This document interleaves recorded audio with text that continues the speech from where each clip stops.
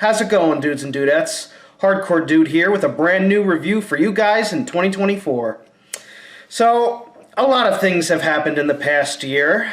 I got a new laptop, I have a new video editor, and I also have a new job in real life, so I'm not quite as active on YouTube as I used to be. With that in mind, this year I want to tie up some loose ends, and I'm going to do some reviews that I haven't gotten to yet.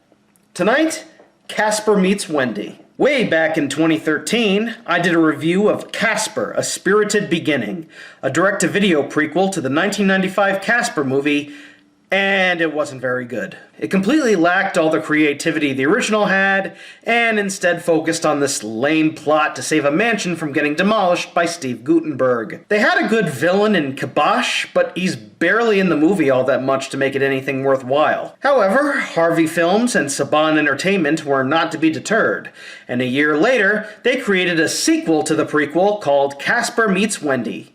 Who's Wendy, you ask? Well, before the days of Harry Potter, Sabrina, and the Owl House, Wendy was a good witch created by Harvey Comics in the 1950s. She made frequent appearances alongside Casper in comics and some of the animated series. And hey, fun fact, did you know that Christina Ricci's character in the first film was originally going to be named Wendy? They ended up changing it to Cat to avoid paying the rights to the character's name, so this movie is technically Wendy's big live-action debut. But is it any better, or is it worse than A Spirited Beginning? Have Saban Entertainment gotten better, or have they gotten worse?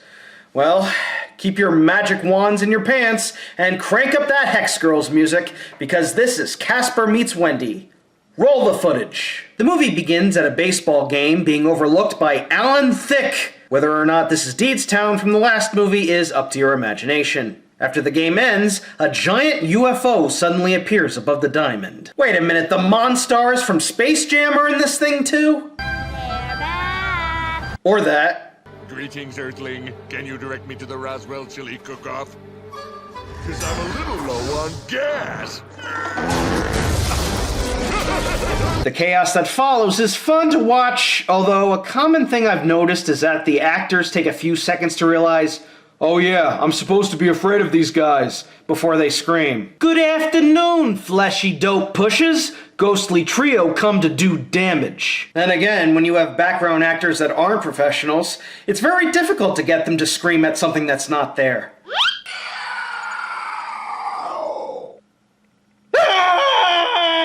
Friendly neighborhood ghost Casper comes along to try and calm down the fleshies, but they run off scared because they are necrophobic cowards. Following a successful scare, Stretch declares that they should all take a well-deserved rest. You mean like in peace? No, in the Catskills. Ooh, a vacation? Certainly. Show me 3 ghosts who deserve it more. Oh, you mean 4? Why the Catskills? That area is nothing but trees and hick country as far as the eye can see. Might I suggest, I don't know, the Poconos? They have their own indoor water park. Why do ghosts even need a vacation? They're dead and they don't have jobs. I'm sure they can do whatever the hell they want. Anyway, we cut to this weird-looking mansion where we're introduced to our villain, Desmond Spellman, played by George Hamilton. Yeah, we went from the big scary green ghost voiced by Darth Vader to the tan guy from the Ritz Crackers commercials. This is a downgrade! Actually, you know what? That's not fair. Desmond does have that intimidating aura to him between the voice and the facial expressions that, at times, kind of reminds me of Vincent Price. Don't take that tone with me. You're a slave of the mirror, and the mirror belongs to the greatest witch of all. He actually is a good villain. There's just something holding him back. You summoned? Oh, go away, Pauly Shore. Why do you keep showing up in these movies? Don't you have Pinocchio to butcher? I'm a boy and I'm alive! So the Oracle Bro tells Desmond that in the future, he will not be the fairest witch in the land, and that the good witch Wendy will soon surpass him. He will be demoted from Nabisco to the ShopRite brand. But Desmond is like, fuck that shit! I will stand in front of my bad green screen sky and summon Richard Mall and Vincent Chiavelli from my glass of juicy juice. Wait a minute, Richard Mall? Didn't he play the principal in A Spirited Beginning? So that's 2 returning actors, but in different roles, and even more on the way. Meanwhile, we're introduced to our little titular character Wendy, played by Hilary Duff in her first ever film role. Now, compared to her other Disney Channel alumni like Miley Cyrus or Shia LaBeouf, I never really had any animosity towards Hilary Duff. I mean, yeah, she's not a good actor, but she's not horrible. Lizzie McGuire was an okay show at best, and she never really made any bad career choice. Okay, that's a lie. Yeah, she doesn't have as much charisma as Christina Ricci, but as the character of Wendy, she's fine. Leave her alone, you big dude! For the most part. As for her aunts, sadly we do not get Bette Midler, Sarah Jessica Parker, and Kathy Najimy, which would have been awesome.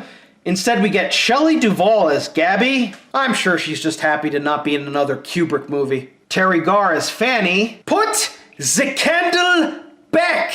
And Kathy Moriarty as Gert? Okay, now this is getting silly. It's one thing to have returning actors in different roles, but the main villain from the first movie?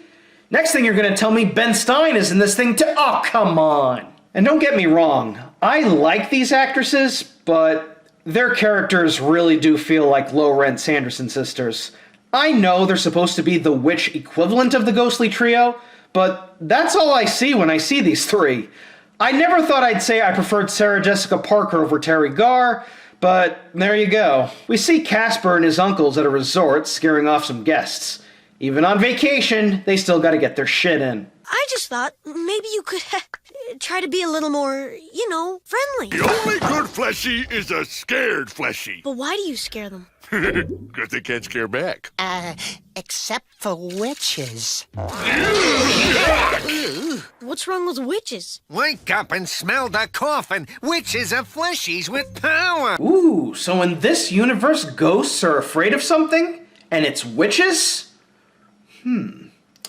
How do you think they'd react if they ever met the witch's ghost from Scooby-Doo? Meanwhile, Wendy and her aunts have arrived at the resort after escaping Desmond's goons. They try their best to blend in with the crowd by turning Patricia Elliott into a goat in the lobby, and then magically changing into crazy costumes out in the open, where just about everybody can see them. There. Sure glad I don't look stupid in this. These witches are so conspicuous they may as well be walking around with Rhiannon playing in the background. Speaking of Fleetwood Mac, hello, random Billy Burnett cameo. I thought you'd never notice. You'll never be as good as Lindsey Buckingham! With their families being utter dicks to them, Casper and Wendy decide to hide out in a barn, and it's here where our title characters finally meet. A witch! Are you really a witch? Yeah, what of it? Nothing. I just didn't know witches were so cute. Oh, just wait until Lumity comes along, Casper. You'll literally die of the cuteness. Again. What, it's Pride Month. Get jiggy with it. So Casper and Wendy immediately become friends. They do some activities around the resort, and even play some tricks on their relatives.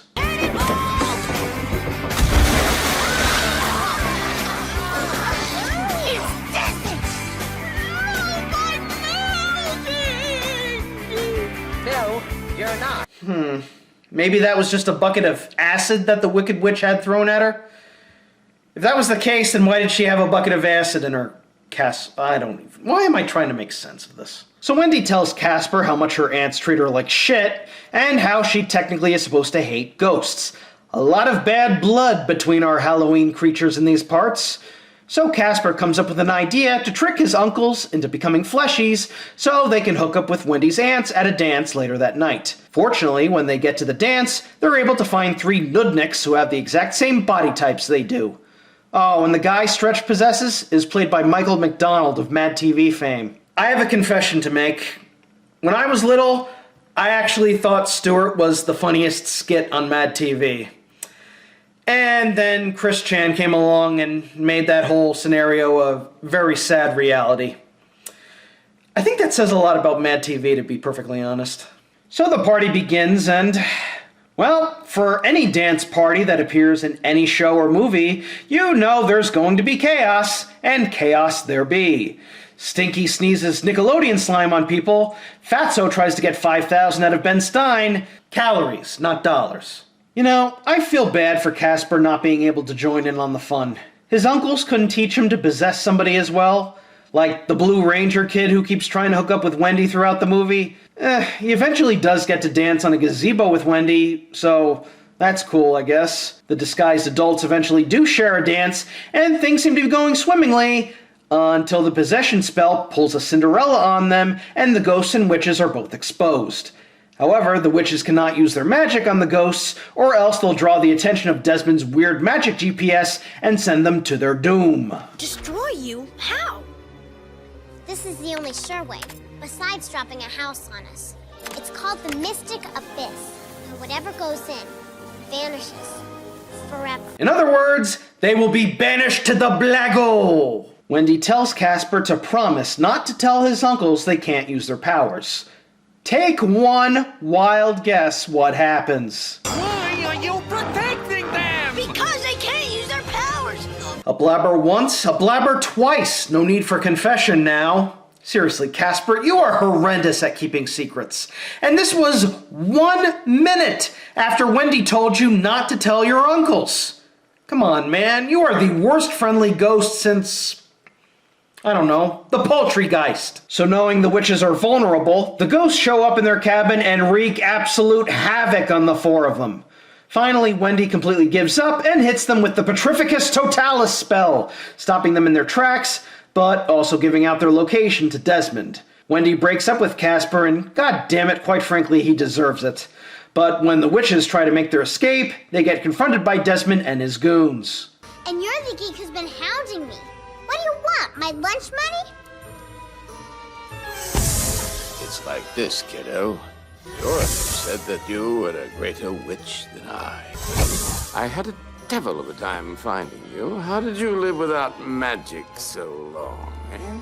Okay, whatever negative things I said about this guy at the beginning, I take them all back. This guy is amazing. His line delivery, the red mood lighting on his face, he is the absolute definition of an evil villain. And he's doing all this in a low-budget direct-to-video Casper sequel.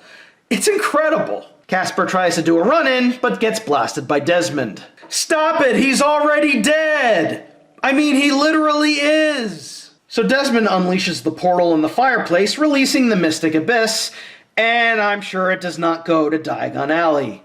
We see all kinds of furniture get sucked into it, and oh, the poor quality of these effects. That poor CGI cow was sacrificed for this scene. Wendy gets launched right into the abyss, but Casper dives in to save her. Desmond is about to kill off the witches when a scary three-eyed CG abortion appears and scares Desmond right into the Blago. Have a nice trip. See you next fall! So wait, it wasn't actually Wendy who defeated Desmond to become Best Witch, but the ghostly trio. You are a horrible oracle, Pauly Shore. Oh, so it was actually Wendy's broom that made him fall in, and that technically counts? Sure, whatever, Nimbus 2000. Working together, the ghosts and witches keep the portal open and manage to rescue Casper and Wendy from their dooms. Everyone reconciles, and the Oracle declares Wendy the fairest witch in the land. She did something no other can boast. This little witch befriended a ghost. Of course, now you all have to pay for that missing furniture. May I suggest investing in Witchcoin? And so the movie ends with Casper getting a kiss from Wendy, and everyone flies off back home. This movie, you know what? I actually kind of like this movie. I think the inclusion of the witches and magic gives it a bit more creativity than the previous one. Yeah, there's a lot more going on, a lot more at stake. There's no boring plot revolving around saving a mansion. It just feels a lot more fun. Desmond as the villain is given much more screen time than Kibosh, and when he's on screen, damn, he puts on a performance. The special effects, yeah, this is not the movie's strong point. The ghost effects are the same as they were in the last movie, and there's quite a few times where they freeze up or crash, and it looks very bad. There's also some laughably bad late 90s green screen, and CGI effects that would make the sled in Richie Rich look like the Millennium Falcon. But that's really the best you could have gotten out of Saban Entertainment, let's be real. Hilary Duff in her first film role can be a bit off-kilter at times, but she does okay. And I do wish they gave the witches a bit more personality. Kathy Moriarty is fine, but Shelley Duvall and Terry Garr just feel like they're just there. And it's a shame because I know they can do better. I can say the same for just about all the celebrity guests they've had in all 3 of these movies. How the heck do you have Rodney Dangerfield in 2 of these movies and not do anything with them? But despite its flaws, I still enjoyed the movie enough to give it a hardcore hit. I hope you guys all enjoyed this little spooky romp I put together. Stay tuned next time because it's my 15-year anniversary. So what am I going to review for that special occasion? What the hell. Let's review Disaster Movie. Until next time, peace out and cease.